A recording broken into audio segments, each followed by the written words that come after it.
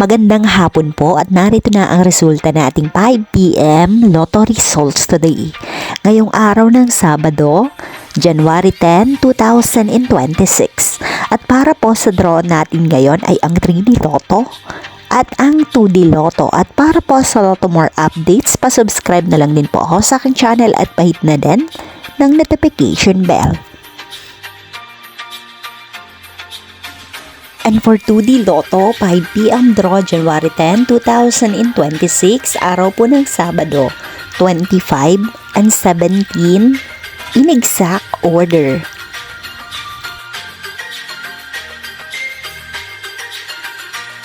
And for 3D Lotto, 5 PM draw 9, 8, and 8 in exact order.